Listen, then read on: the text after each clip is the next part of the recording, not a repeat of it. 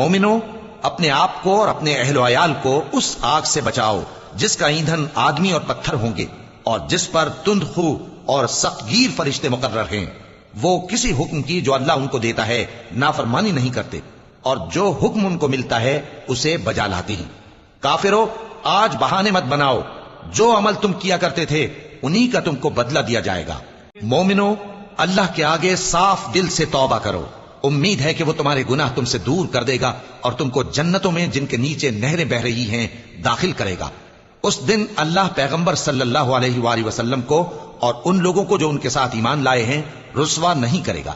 بلکہ ان کا نور ایمان ان کے آگے اور داہنی طرف روشنی کرتا ہوا چل رہا ہوگا، اور وہ اللہ سے التجا کریں گے کہ اے پروردگار، ہمارا نور ہمارے لیے پورا کر اور ہمیں معاف فرما، بے شک اللہ ہر چیز پر قادر ہے۔ اے پیغمبر صلی اللہ علیہ وآلہ وسلم، کافروں اور منافقوں سے جہاد کرو اور ان پر سختی کرو، اور ان کا ٹھکانہ دوزخ ہے اور وہ بہت بری جگہ ہے۔